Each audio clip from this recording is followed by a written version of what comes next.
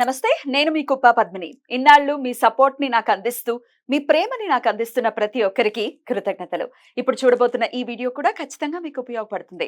Like, share and subscribe చేసి మీ ఇష్టాన్ని అలాగే మీ సపోర్ట్ ని నాకు అందించండి. అలాగే ఈ వీడియో పట్ల మీ అభిప్రాయాన్ని కమెంట్ సెక్షన్ లో కమెంట్ చేసి నాకు తెలియజేయండి. నమస్తే. సూర్యోస్మి. నేను మీ విక్రమాదిత్య. ఆరోగ్యమే మహాభాగ్యం, ఆరోగ్యం భాస్కరాధీనం.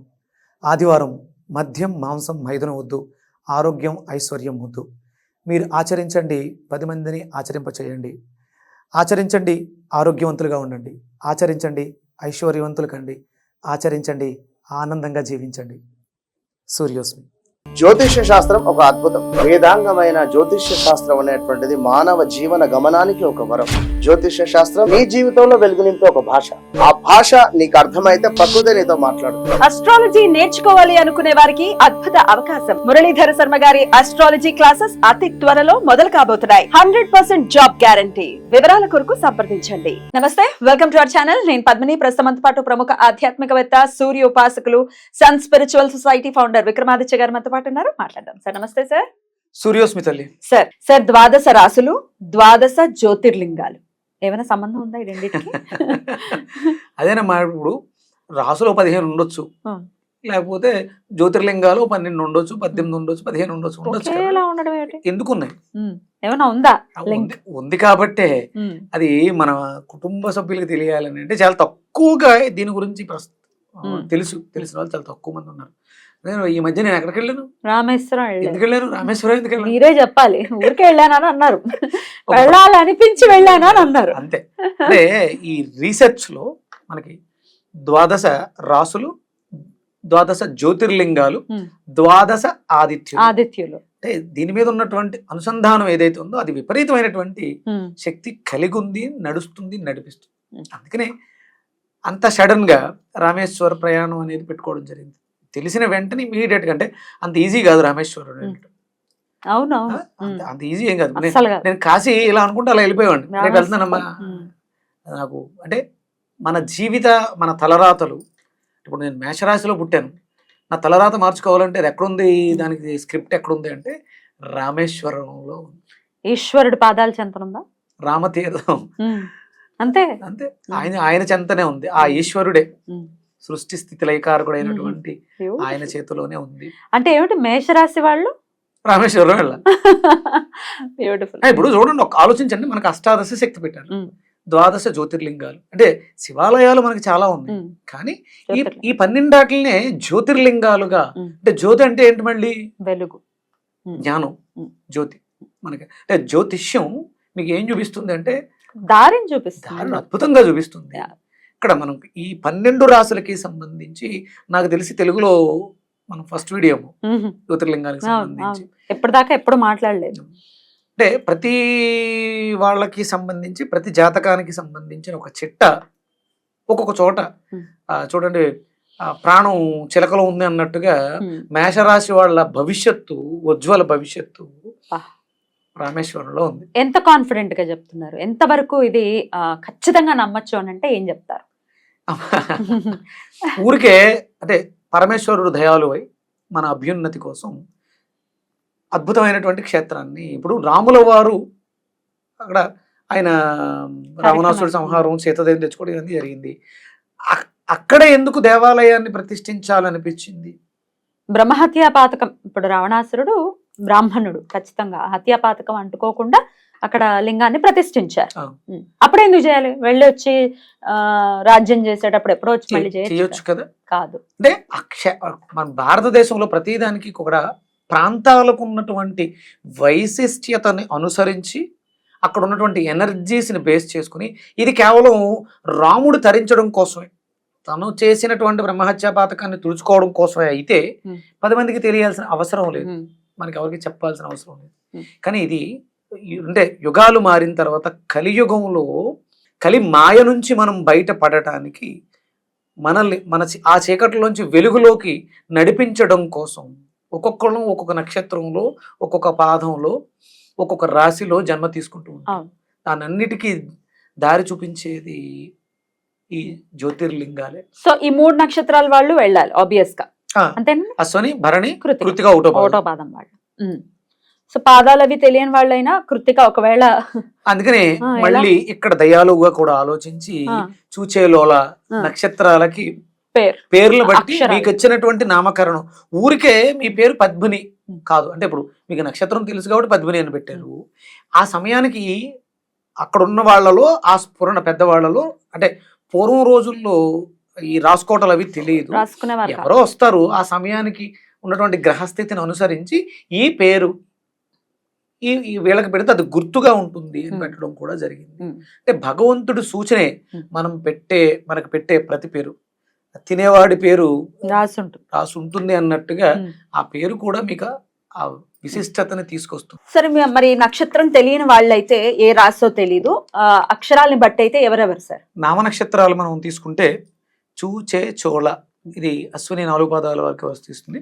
అలాగే భరణి లీ లు లే లో, లీ లు లే లో, ఇది భరణి వాళ్ళకి వర్తిస్తుంది. ఆ ఈ ఉ ఏ, కృతిక ఒకటో పాదం. ఆ ఈ ఉ ఏ. ఓకే.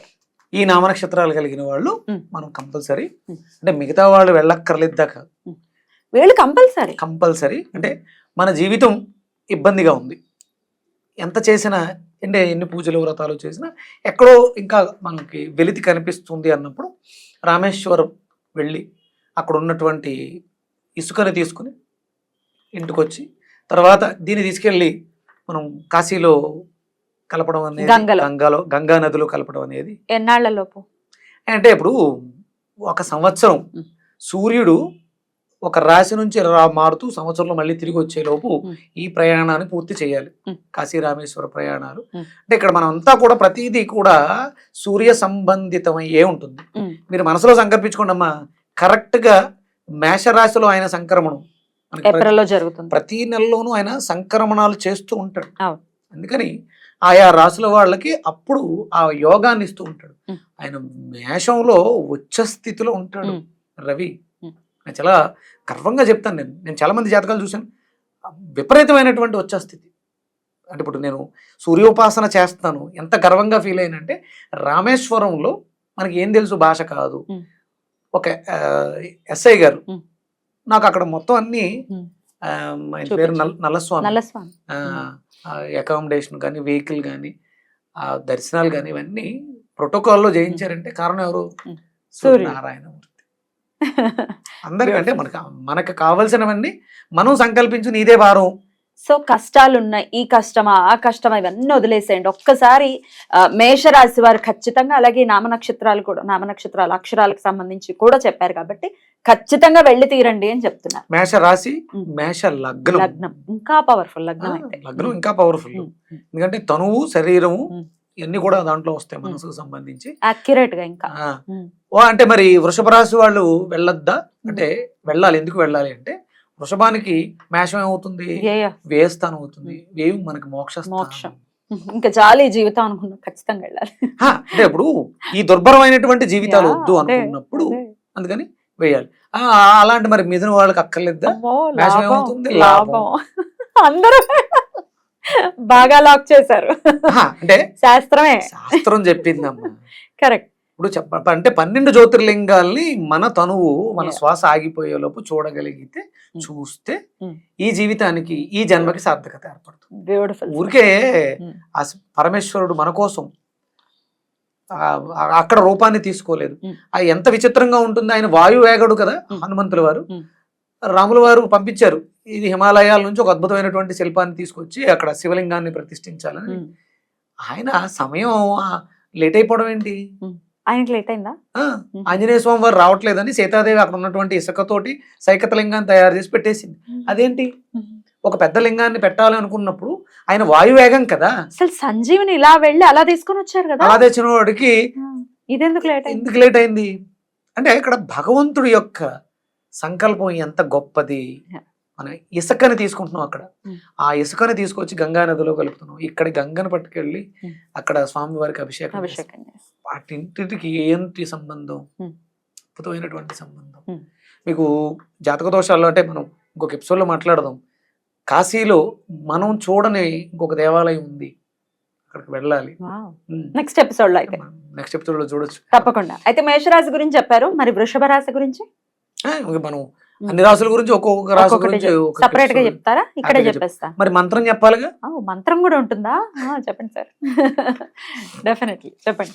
అంటే ఒకవేళ మనకి వెళ్ళటానికి అవ్వలేదు, ఇబ్బందులుగా ఉంది, ఆ స్వామిని మనం అంటే ఇప్పటికిప్పుడు వెళ్ళడానికి లేదు, కొన్నాళ్ళు పోయిన తర్వాత అనుగ్రహం ఆ మంత్రాన్ని ఉచ్చరించడం ద్వారా మనం మన ప్రతి అంటే సాధారణంగా శివాలయం లేని గ్రామం ఉండదు ఉండదు ఉండదు ఒకవేళ అలా లేదు అంటే అక్కడ ఉన్నవాళ్ళు అంటే స్వామి ఏం చెప్పారంటే ఆ ఊర్లో భుజించడం కూడా పాపం అన్నారు. 100%. అందుకని ఏంటంటే ప్రతి ఊర్లో శివాలయం ఉంటుంది, ఆ శివాలయంలో కూర్చుని స్వామి నీ దర్శనం చేసుకోవడానికి రామేశ్వరం రాలేకపోతున్నాను, అనుగ్రహాన్ని ఇవ్వు అని చెప్పేసి అని ఈ మంత్రాన్ని ఉచ్చరించడం ద్వారా, ఈ మంత్రాన్ని చదువుకోవడం ద్వారా వాళ్ళకి ఆ యోగ్యత అద్భుతంగా కలిగి సమస్యలు తీరి అద్భుతమైనటువంటి స్వామి దర్శనం చేసుకోవడానికి వెళ్ళడానికి యోగ్యత ఏర్పడుతుంది. ఏమిటా మంత్రం అయితే? ఇది అంటే మేషరాశికి బాధకుడు శనేశ్వర్ల వారు అవుతున్నారు 11వ ఇంట్లో. అందుకని మనకి చూడండి ఒక చిన్న సామెత నానుడిగా ఉంటుంది, రామేశ్వరం వెళ్ళినా శనేశ్వరం వదలలేదు అంటే అక్కడికి వెళ్తే వదులుతుంది, వదలలేదు అంటే గట్టిగా పట్టుకుంది, ఇంకా ఏదో మనం చేసినటువంటి పాపం ఎక్కువ ఉంది. అందుకని ఆ దోషాన్ని తొలగించుకోవడానికి ఈ నామస్మరణాన్ని చేస్తూ అక్కడ కాశీలో నాకు స్వామి అంటే ఎక్కువ కాశీ వెళ్ళి రామేశ్వరం వెళ్ళి ఆ 21 బావిల్లోనూ స్నానం ఆచరించి నిష్ఠతో నియమంతో భక్తితో శరణు వేడితే తీరని కష్టం అంటూ ఉండదమ్మా. అంటే కోరికలు లేని స్థితికి వెళ్ళిపోవాలి మనం, అప్పుడే అద్భుతమైనటువంటి యోగ్యత కలుగుతుంది మనకి. మంత్రం చెప్తానమ్మా. రామేశ్వర తీర్థయాత్ర సుత్రామపర్ణి జరరాశి యోగే నిబధ్య సైతం విషైకర సంఖ్యే శ్రీరామచంద్రేన సమర్పితంత రామేశ్వరాఖ్యం నియతం నమామి. ఈ మంత్రాన్ని డిస్క్రిప్షన్ లో ఇవ్వండి, ప్లే అవుతుంది ఆల్రెడీ. సో ఖచ్చితంగా ఈ నామాన్ని శివాలయంలో కూర్చుని ఎన్నిసార్లు చేయమంటారు? 18 సార్లు ఆ స్వామి వారికి. మీకు ఇది అద్భుతమైనటువంటి సమయం ఏంటంటే ఆదివారం.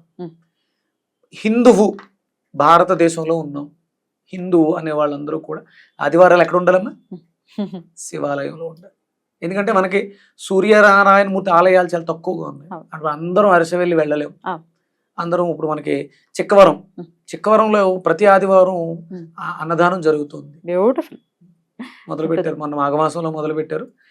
వెళ్ళండి, దగ్గరలో ఉన్నటువంటి సూర్య దేవాలయాలు ఉంటే వెళ్ళండి, అక్కడ స్వయంభూ హనుమంతుల వారు ఉన్నారు. వెళ్ళి ఆ ఈశ్వరుడి యొక్క అనుగ్రహాన్ని పరిపూర్ణంగా మేషరాశి వాళ్ళు పొందాలి అని మనస్ఫూర్తిగా కోరుకుంటూ, ఇక నెక్స్ట్ ఎపిసోడ్స్ లో వృషభ రాశి గురించి వివరంగా ఏ నక్షత్రాల వాళ్ళు, ఏ పాదాల వాళ్ళు ఉంటారు ఏంటి, ఇవన్నీ కూడా నెక్స్ట్ ఎపిసోడ్స్ లో మాట్లాడుకుందాం, అన్ని రాశుల గురించి.